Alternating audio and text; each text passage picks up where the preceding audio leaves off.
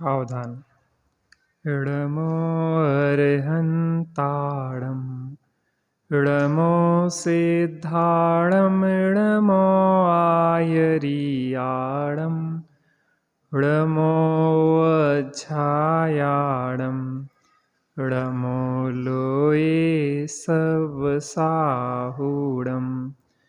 मङ्गलं भगवान् वीरो मङ्गलं गौतमो गणी मङ्गलं कुन्दकुन्दाद्यो जैनधर्मोऽस्तु मङ्गलं सर्वमङ्गलमाङ्गल्यं सर्वकल्याणकारकं प्रधानं सर्वधर्माणां जैनं जयतु शासनं जैनं जयतु शासनं सर्वव्यापीकचिद्रूप स्वरूपाय परात्मने सोपलब्धिप्रसिद्धाय ज्ञानानन्दात्मने नमः ज्ञानानन्दात्मने नमः।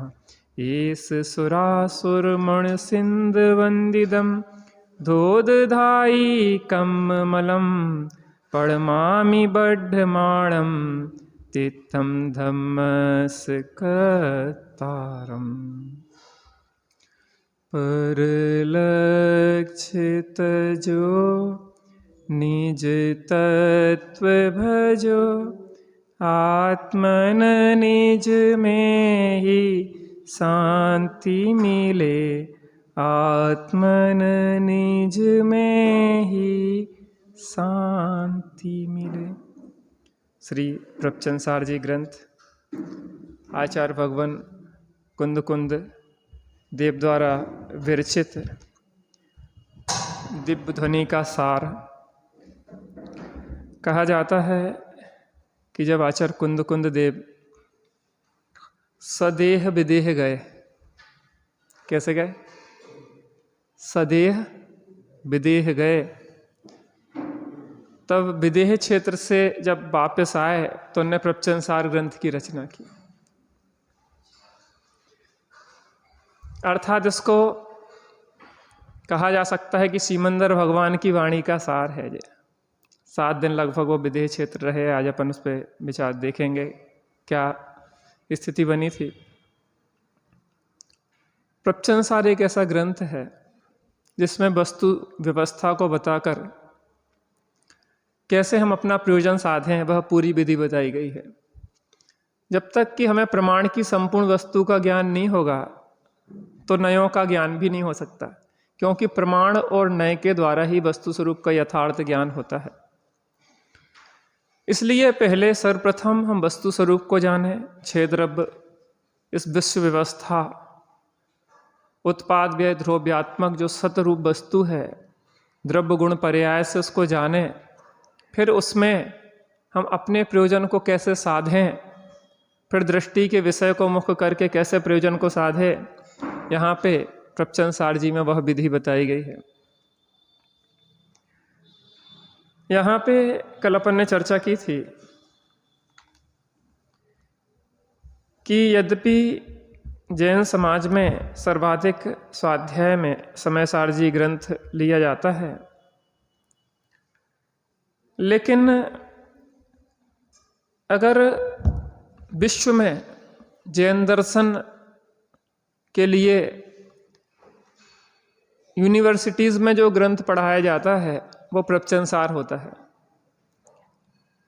क्योंकि यहाँ पे एक जानने वाला और दूसरा जानने में आने वाला, 2 चीज़ों पे विश्व में रिसर्च खोज चलती है, प्रमाण और प्रमेय। एक कौन जानता है उस पे चर्चा की जाती है और किसको जाना जाता है उस पे चर्चा चलती है। एक जीव आत्मा, बाकी अन्य जो पदार्थ हैं, पुद्गल धर्म आकाश काल, वैसे तो उनकी पुद्गल तक ही खोज है, लेकिन अब ज्ञान में एक विशेषता यह है कि वो जानता भी है और जानने में आता भी है, क्योंकि उसमें जानने की विशेषता भी है और जानने में आने की विशेषता भी है। जानने वाला भी है और वो जानने में आने वाला भी है। माने वो स्वयं जानता है और अन्य पदार्थों को भी जानता, माने जानने वाला ज्ञान और जानने में आने वाले अन्य पदार्थ है। दूसरी स्थिति, जानने वाला ज्ञान और ज्ञान में है अपना आत्मा भी जानने में आता है। अब आज तक हमने क्या किया कि उस जानने वाले को नहीं जाना, इसलिए हमारे जीवन में शांति का प्रादुर्भाव नहीं हो रहा। तो यहाँ पे विश्व वस्तु व्यवस्था को जान के कैसे हम अपना प्रयोजन साधें, इसकी चर्चा है। आचार्य कुंद देव के बारे में यहाँ पे चर्चा हो रही थी। तो यहाँ बताया गया था कि आचार्य ज्ञानी जन जो भी होते हैं वो अपने इस वर्तमान पर्यायजन, जो माता पिता हैं, नगर आदि है और पूर्व में जो भी स्थिति रही है उसके विषय में रुचिवंत नहीं रहते हैं। वो तो आत्मा को देखते हैं और आत्मा को ही दिखाते हैं, क्योंकि वो अपने को एक ज्ञायक देखते हैं। इसलिए समय सार जी की 38वीं गाथा में अपन ने देखा था, अहम इक्को खलु शुद्धो दंसण राण मयो सदा रूबी। जे परिचय दिया उनने इस पर्याय का परिचय नहीं दिया, क्योंकि वो अपने को पर्याय रूप जानते ही नहीं है।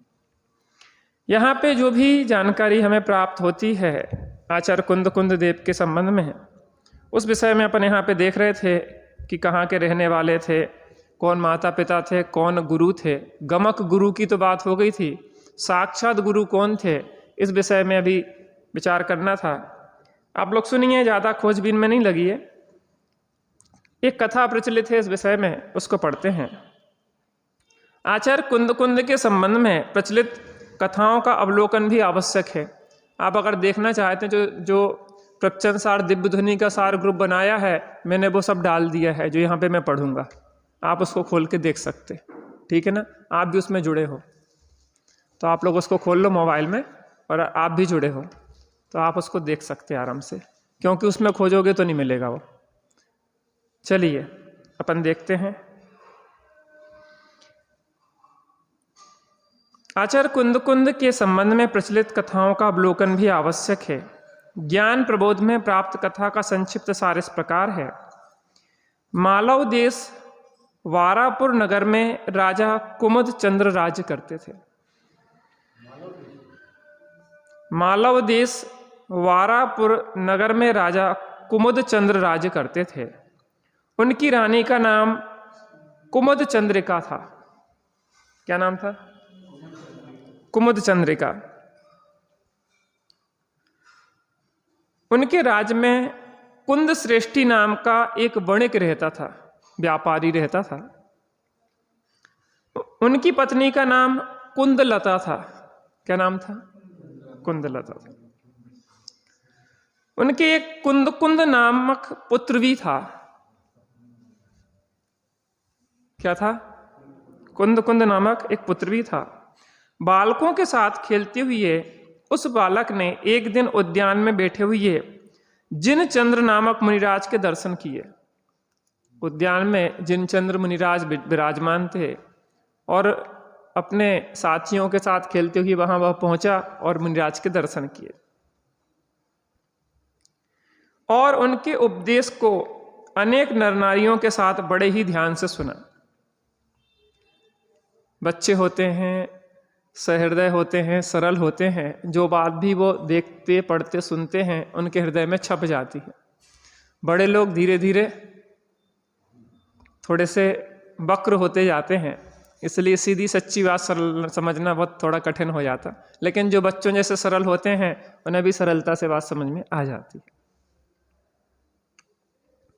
11 वर्ष का बालक कुंद उनके उपदेश से इतना प्रभावित हुआ कि वह उनसे दीक्षित हो गया। अपने यहाँ कहा जाता है कि गर्भ से लेके 7 महीने, गर्भ से लेके माने 8 वर्ष, और गर्भ के बाहर 7 महीने 7 वर्ष 3 माह में दीक्षा ले सकते। 7 वर्ष 3 माह इसलिए कि 9 माह गर्भ के लगा लो, क्योंकि गर्भ से ही जन्म माना जाता अपने यहाँ, और व्यवस्था भी ऐसी ही है। तो 7 वर्ष 3 माह में वह पात्रता हो जाती है कि वह मोक्ष जा सके दीक्षा लेके। तो ये तो 11 वर्ष के थे।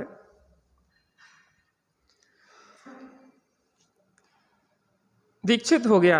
प्रतिभाशाली शिष्य कुंद को जिन चंद्राचार्य ने 33 वर्ष की अवस्था में ही आचार्य पद प्रदान कर दी। 33 11 वर्ष के बालक ने दीक्षा ली, उसके बाद वो संग में रहे जिनचंद्र आचार्य के संग में, और वहां पे 33 वर्ष में उन्हें आचार्य पद प्रदान कर दिया। 11 दूनी 22 या 33। बहुत गहराई से चिंतन करने पर भी कोई ज्ञेय आचार्य कुंद को स्पष्ट नहीं हो रहा था। उसी के चिंतन में मग्न कुंद ने विदेह क्षेत्र में विद्यमान तीर्थंकर श्रीमंदिर भगवान को नमस्कार किया। क्या स्पष्ट नहीं हो रहा था? कोई ज्ञेय माने ज्ञान में जो पदार्थ जानने में आते हैं, किसी विषय में, किसी पदार्थ के विषय में उन्हें कोई शंका थी, स्पष्टता नहीं बन पा रही थी, तो यहाँ पे उनने श्रीमंदिर भगवान को स्मरण किया, उन्हें यहाँ से नमन किया कि हे प्रभु, अगर आपके साक्षात पादमूल होते तो मैं आपसे उस शंका का निवारण कर लेता। इसी को कहा जाता है कि भावना भवनाशनी और भावना भव कारिणी। भावना से ही भवन बनता है, पहले भवन नहीं बनता, पहले भावनाएं होती हैं भवन बनाने की। कौन सा भवन? मोक्ष का भवन।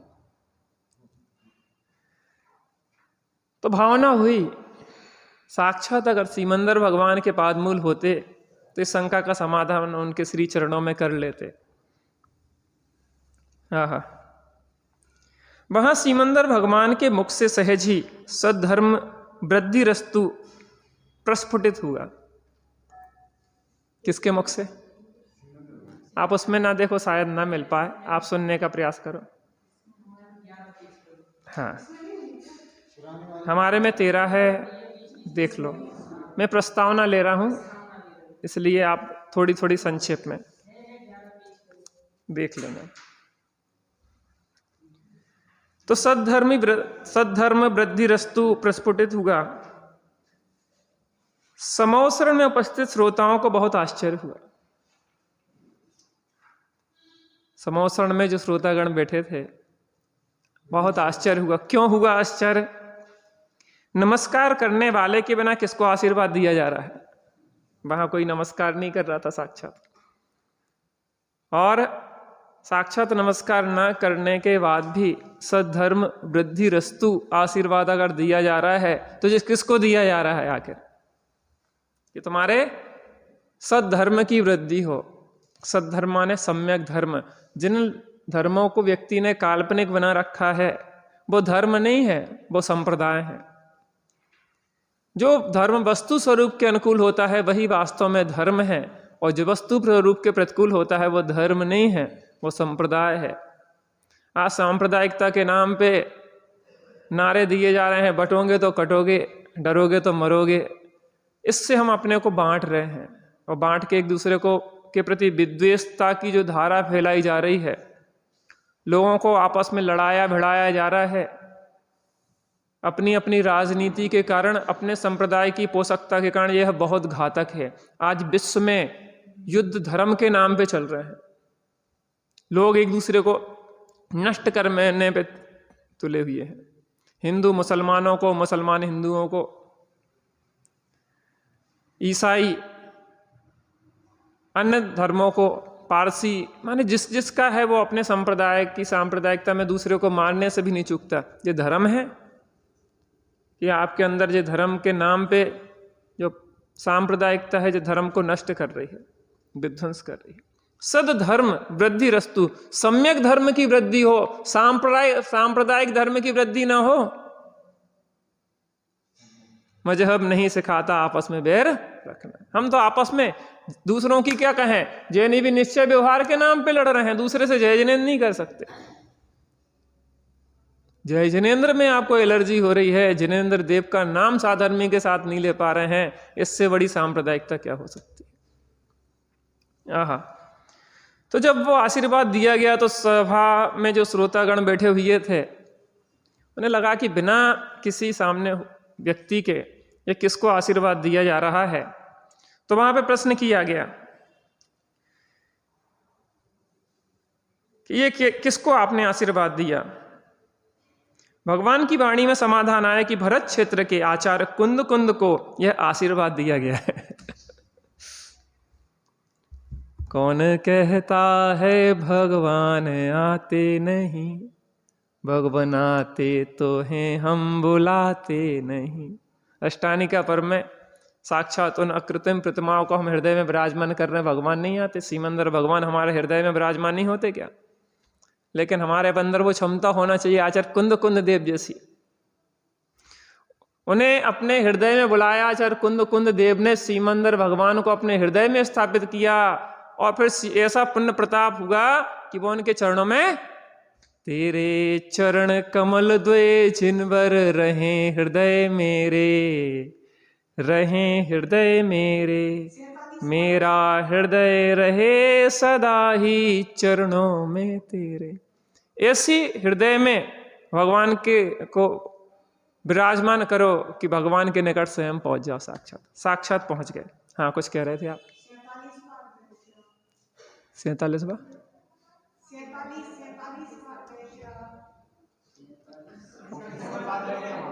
नहीं, हमने तो एक बार का सुना।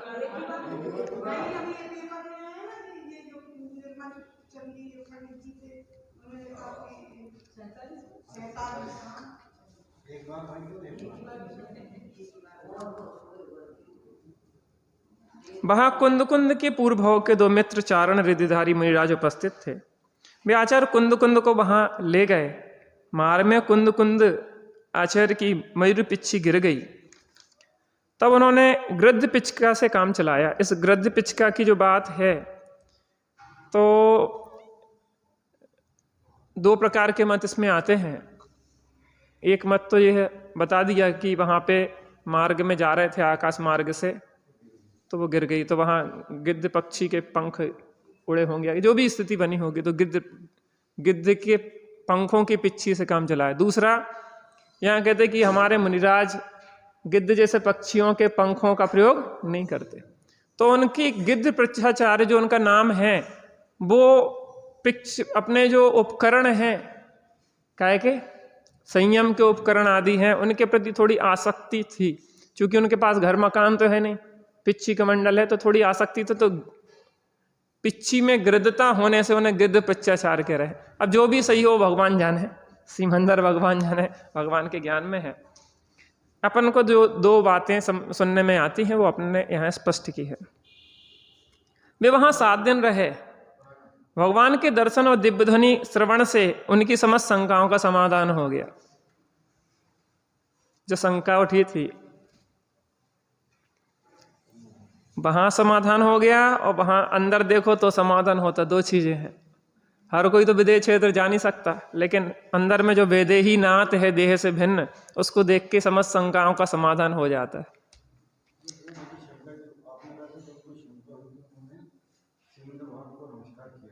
जी, क्या हुआ कि वहां पे उनके पूर्व भाव के 2 मित्र मुनिराज थे जो मुनि दशा धारण किए थे, तो उन्हें जैसे ही आया कि आचार्य कुंद कुंद को यह सद्धर्म वृद्धि रस्तु का आशीर्वाद दिया जा रहा है, तो वो लेने आ गए। और लेके फिर वो चारण रिद्धि तो थी ही उन्हें, और वो चारण रिद्धि थी, चले गए। पूज्य सापात स्वामी के बारे में भी आता है कि वो भी विदेह क्षेत्र गए 1 से अधिक बार। कुंद कुंद आचार्य देव के बारे में आता है कि 1 बार ही गए, लेकिन पूज्यपाद स्वामी के बारे में जहाँ तक मुझे स्मरण है कि 1 से अधिक बार वो गए हैं। उनके पास इस प्रकार का कोई लेप आदि जो भी थी, कोई विद्या वगैरह, जिसके माध्यम से वो आकाश में गमन कर लेते थे। चलिए, कहते हैं वापस आते समय वे कोई ग्रंथ भी लाए थे, पर वह मार्ग में ही गिर गया। तीर्थों की यात्रा करते हुए वे भरत क्षेत्र में आ गए। उनका धर्मोपदेश सुनकर 700 स्त्री पुरुषों ने दीक्षा ले ली। धर्मोपदेश सुना, यहाँ पे सिमंदर भगवान की वाणी, अनंत तीर्थंकरों की वाणी जो है बात वही है, उसको सुन के 700 नर नारियों ने दीक्षा ले ली। कुछ समय पश्चात गिरी गिरनार पर श्वेतांबरों के साथ उनका विवाद हो गया तथा ब्राह्मी देवी ने स्वीकार किया कि दिगंबर निर्ग्रंथ मार्ग ही सच्चा है। देवियों से भी जीत गए। और एक और इस तरीके की वाद विवाद की चर्चा आती जब अकलंक देव ने विवाद किया था तारा देवी से। बौद्धों से वाद विवाद हो रहा था और घड़े के अंदर पर्दे के पीछे तारा देवी को बिठाले हुए थे। 6 महीने तक, जहाँ तक मुझे स्मरण है, 6 महीने तक वो वाद विवाद चला। और अंत में लगा कि आखिर जी अनेकांत में जिन शासन के सामने ये टिक कैसे रहा। तो बाद में कोई स्वप्न आया या किसी की जानकारी लगी कि वहाँ वो देवी बैठी है तारा देवी नाम की। तो उसको अगर आप दोबारा कोई अगर प्रश्न को रिपीट करने को कहेंगे तो उसकी विद्या भंग हो जाएगी। और ऐसा होगा और अंत में जिन शासन की विजय हुई। अंत में अपने शिष्य उमा स्वामी को आचार्य पद प्रदान कर वे स्वर्गवासी हो गए।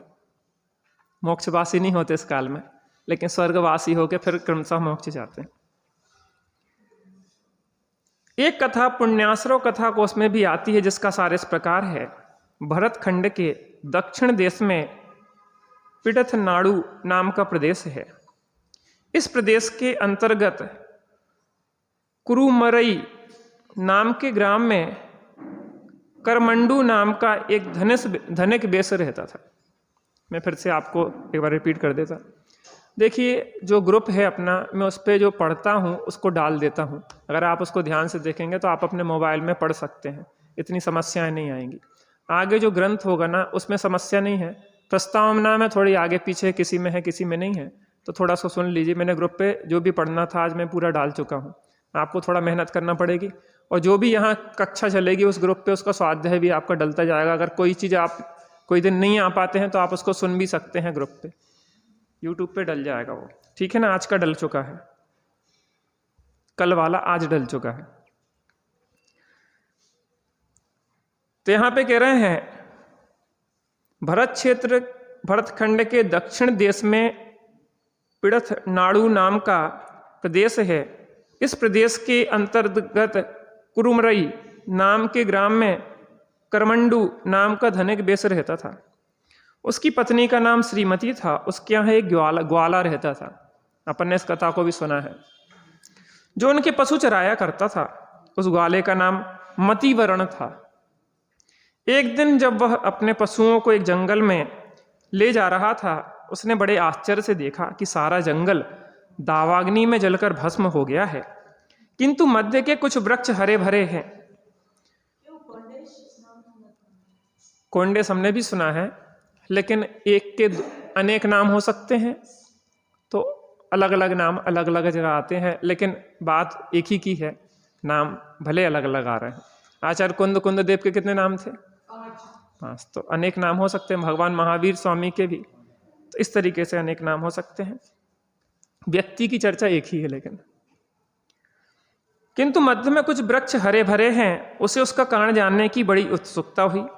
वह उस स्थान पर गया तो उसे ज्ञात हुआ कि यह किसी मुनिराज का निवास स्थान है। वहां एक पेटी में आगम ग्रंथ रखे हैं। वह पढ़ा लिखा नहीं था। उसने सोचा कि इस आगम के कारण ही यह स्थान आग से बच गया। वो जैन भी नहीं था, एक ग्वाला था। और वो इस बात से आश्चर्यचकित हुआ कि सब जंगल तो जल गया है, लेकिन एक वृक्ष जो कैसे बच गया। आश्चर्य हुआ। कहा जाता है कि लोक में चमत्कार को नमस्कार होता है, लेकिन वो चमत्कार है चैतन्य का। क्योंकि चैतन्य के चमत्कार को दर्शाने वाला वह ग्रंथ था, इसलिए वहां भी चमत्कार हुआ। और जाके वो देखा निकट जाके, तो वो ग्रंथ था। तो ग्रंथ को देखा, वो पढ़ा लिखा नहीं था, लेकिन समझा कि हाँ अवश्य इसमें कोई विशिष्ट बात है।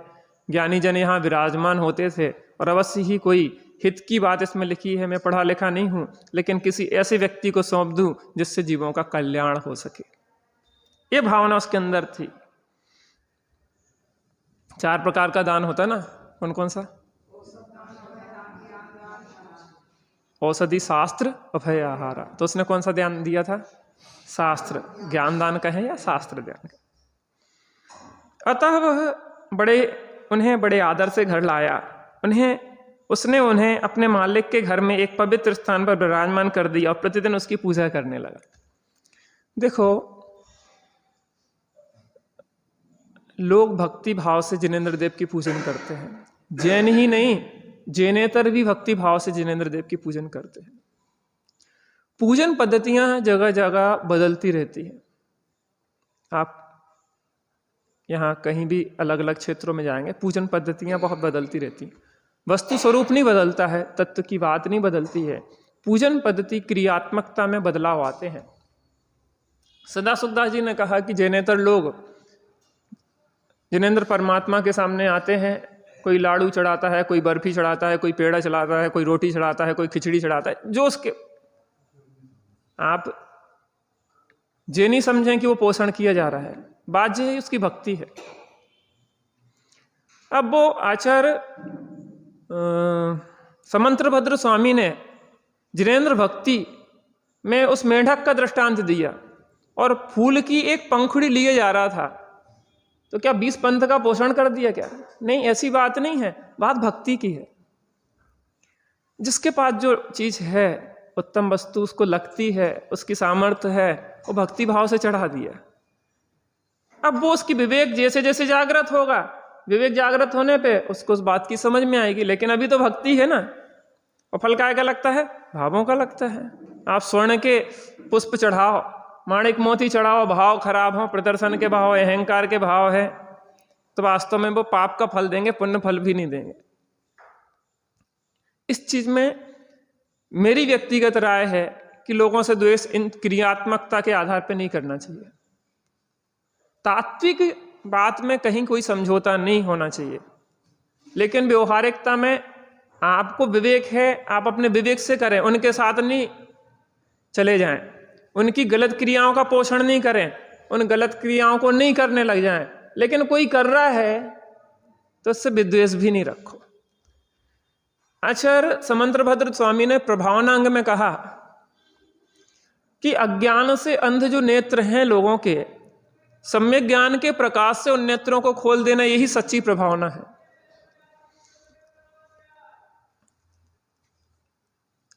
हमारी शत्रुता व्यक्ति से नहीं है, हमारी शत्रुता अज्ञान से है, क्योंकि अज्ञान बुरा है, व्यक्ति बुरा नहीं है। क्या कहा? अज्ञान बुरा है, व्यक्ति बुरा नहीं है। वही जो महावीर स्वामी का विरोध कर रहे थे गौतम स्वामी, गौतम इंद्रभूति, और वही जाके थोड़ी देर में उनके भक्त हो गए, दीक्षित हो गए, 4 ज्ञान के धारी हो गए। प्रागभाव है ना। आपके परिवार में नाना विचारधाराओं के लोग रहेंगे, समाज में रहेंगे, आपके नजदीक रहेंगे, व्यापार आदि करना पड़ता है, सब बातें होती हैं। उनके साथ बहुत सहृदयता से व्यवहार करना चाहिए। वाणी ऐसी बोलिए मन का आपा खोए, औरन को शीतल करे और आपहु शीतल होए। आप शीतल नहीं होगे तो दूसरों को शीतल नहीं कर सकते।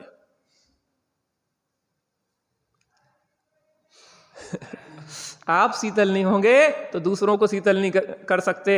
आप दूसरे पे क्रोध नहीं कर रहे, आप अपने पे क्रोध कर रहे। हमें तो ये भावना चाहिए, सुखी रहें सब जीव जगत। तो क्रियात्मकता के नाम पे आप किसी से विरोध नहीं करो। हाँ, उसको अपना बना के प्रेम से समझाओ, जब वो अपना बन जाए तब, ऐसे नहीं। और बोलने की भाषा भी ऐसी होना चाहिए। कल मैंने आपको बताया था कि आपकी वाणी से दूसरे के हृदय में शुभ ध्यान हो या शुद्ध ध्यान का निमित्त बने, ऐसे वचन बोलना चाहिए। दुर्ध्यान का निमित्त बन जाए, आर्द्रोध प्रभाव करके वो मर जाए, आत्मघात कर ले, तिरस्कृत महसूस करने लग जाए, ऐसी वाणी जैनियों की होती नहीं। बात कहना है ना, लेकिन सुख प्रेम से कहो ना। गलत तरीके से कहेंगे तो वो सुनने के लिए भी राजी नहीं होगा। प्रेम से कहेंगे तो वो सुनेगा, समझेगा और अपने जीवन को बदलेगा भी। तो उस ग्वाले को ये नहीं पता था कि इसमें लिखा क्या है, लेकिन उस ग्वाले के अंदर भक्ति थी। जरूर ही कोई विशिष्ट बात है, महान आचार्यों ने, ज्ञानियों ने लिखी है, तो इसमें कोई विशेष बात होगी। और बढ़िया घर ले आया अपने सेठ जी के यहाँ, उच्च स्थान पर उसने विराजमान करा और प्रतिदिन पूजा करने लगा। पूजा माने गुणानुरागा, उसके प्रति भक्ति भाव ही पूजा है। कुछ दिन पश्चात एक मुनि उनके घर पर पधारे। सेठ ने उन्हें बड़े भक्ति भाव से आहार दिया। उसी समय उस ग्वाले ने वह आगम उन मुनिराज को प्रदान कर दिया कि महाराज, जो कोई विशिष्ट इसमें बात लिखी है, इसके प्रभाव से जंगल में एक वृक्ष जलने से बच गया, लोगों का जीवन जलने से बच जाएगा कसायों से। आप इस ग्रंथ को अपने पास रखें, ये महान कोई ग्रंथ है। आहा।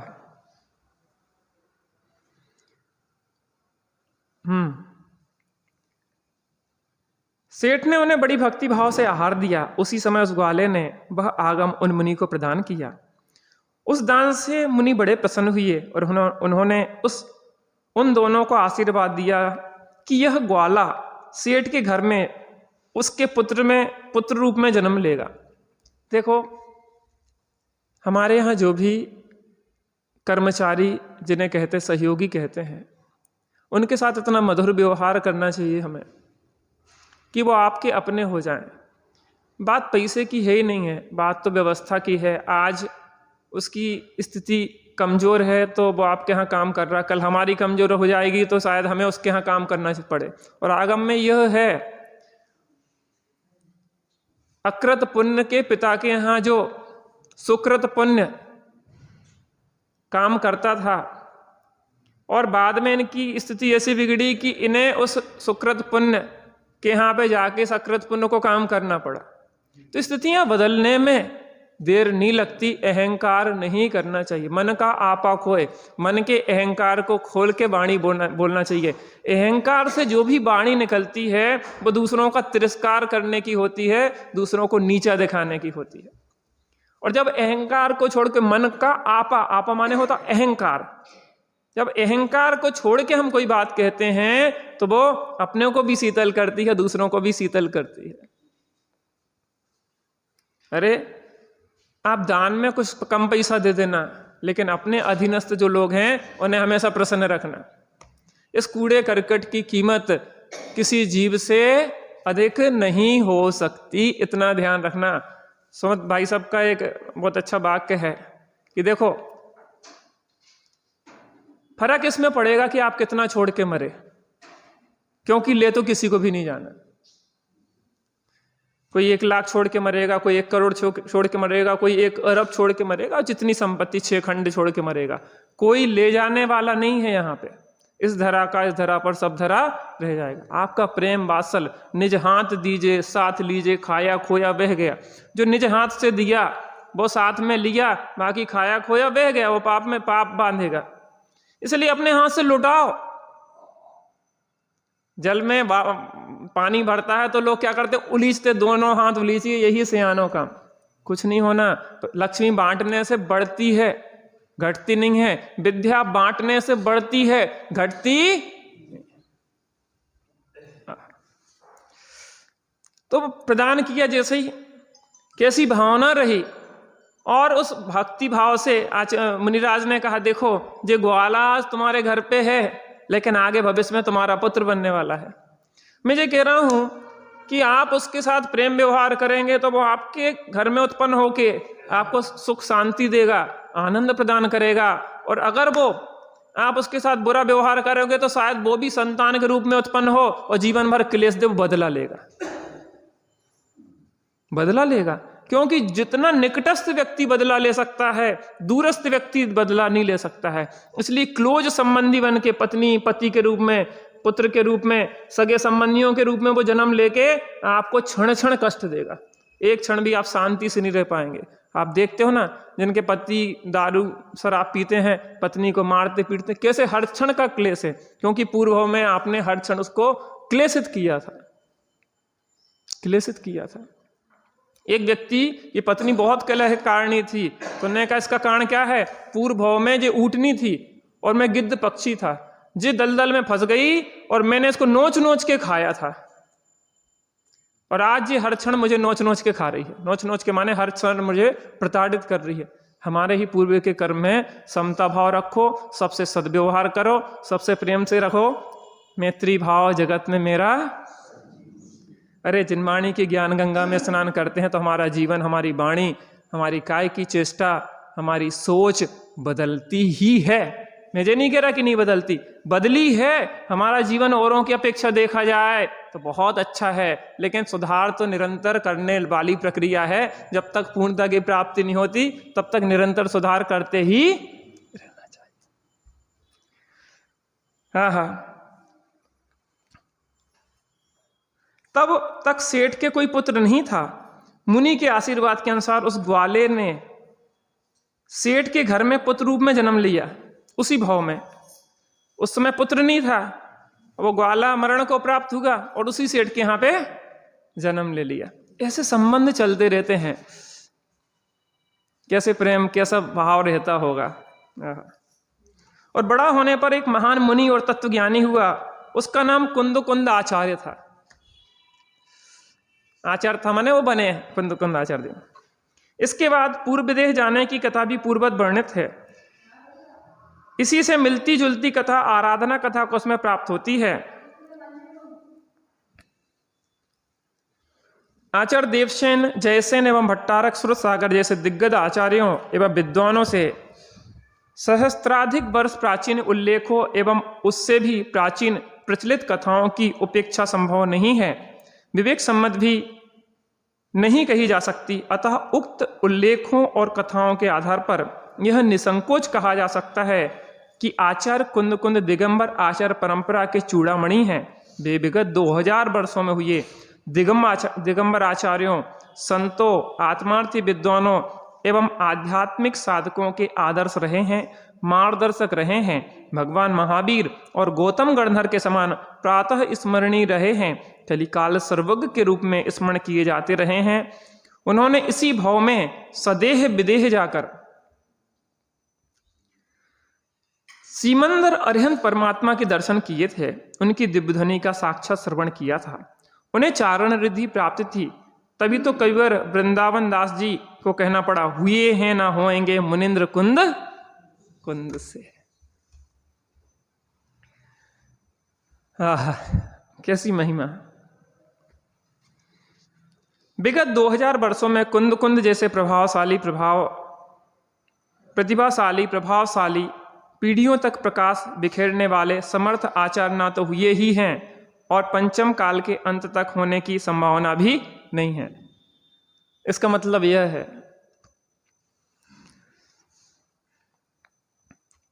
भगवान महावीर की उपलब्ध प्रामाणिक सुत परंपरा में आचार्य कुंद के अद्वितीय योगदान की सम्यक जानकारी के लिए पूर्व परंपरा का सिंहावलोकन अत्यंत आवश्यक है। समयसार के आद्य भट्टा भाषा टीकाकार पंडित जयचंद जी छाबड़ा समयसार की उत्पत्ति का संबंध बताते हुए लिखते हैं, यह श्री कुंद आचार्य देवकृत गाथाबद्ध समयसार नामक ग्रंथ है। उसकी आत्मख्याति नाम की अमृत चंद्र देवकृत संस्कृत टीका है। इस ग्रंथ की उत्पत्ति का संबंध इस प्रकार है कि अंतिम तीर्थंकर देव सर्वज्ञ परमात्मा परम भट्टारक श्री वर्धमान स्वामी के निर्वाण जाने के बाद 5 श्रुत केवली हुए। आप इन बिंदुओं को नोट कर सकते हैं, अभी नहीं, शांति से अपने घर पे। उसमें अंतिम श्रुत केवली श्री भद्रबाहु हुए। वहां तक तो द्वादशांग शास्त्र के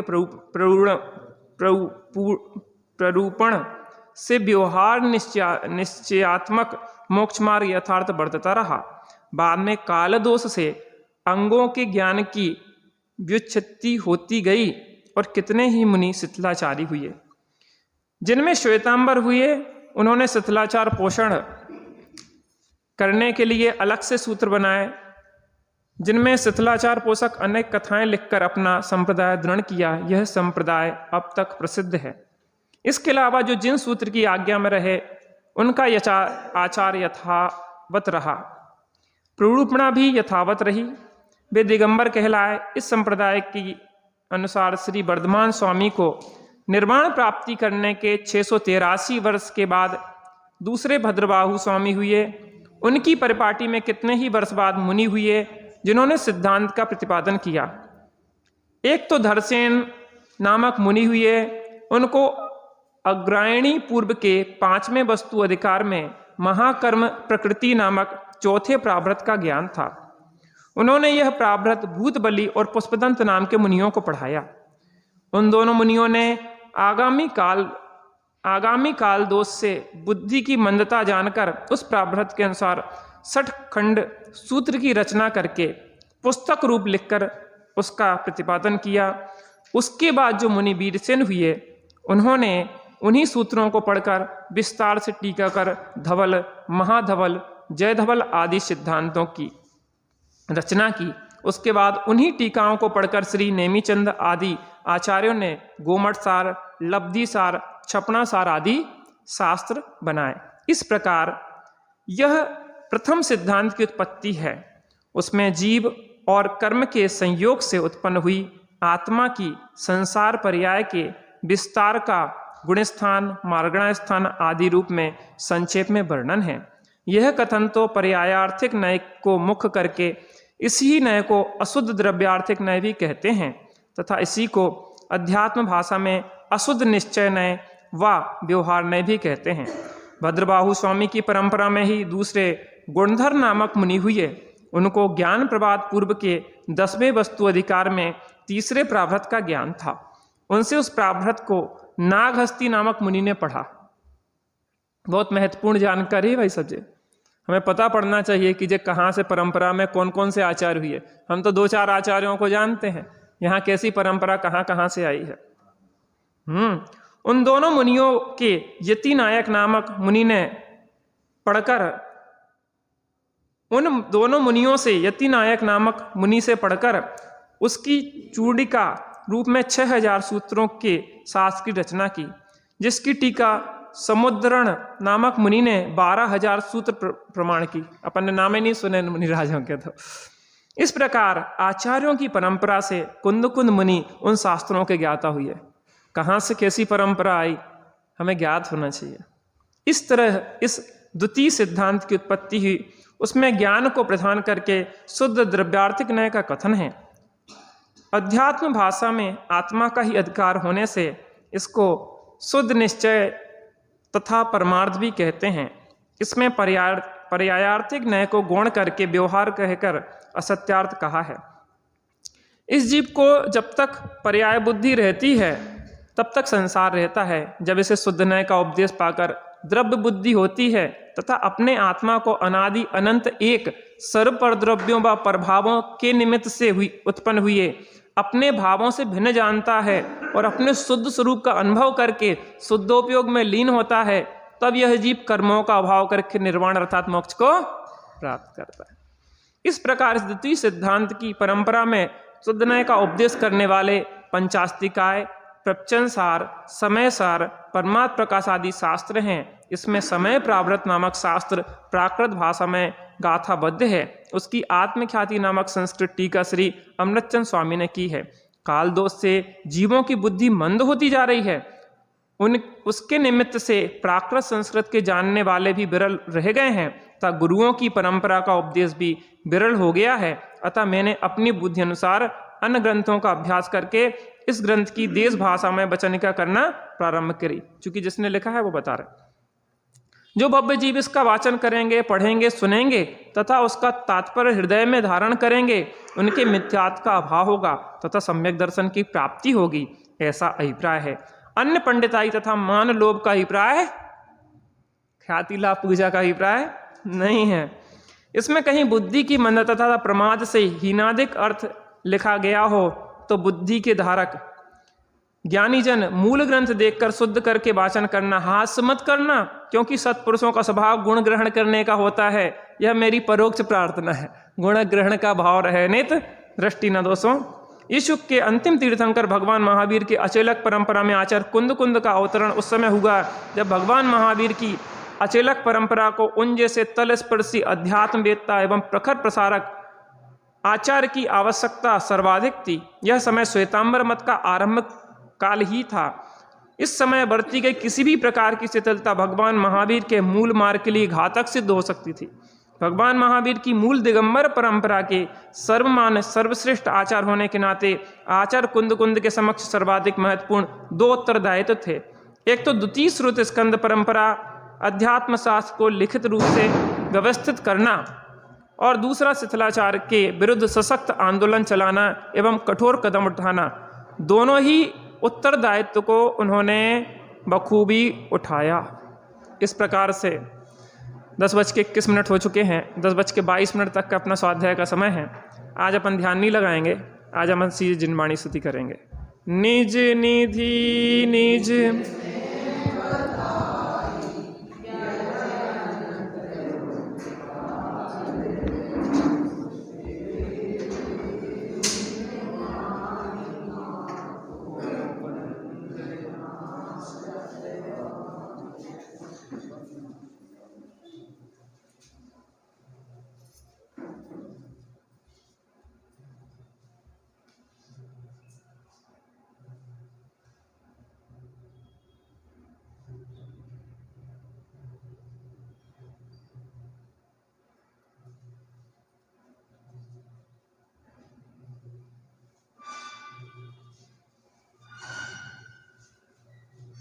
द्वादशांग जिनवाणी माता की जय।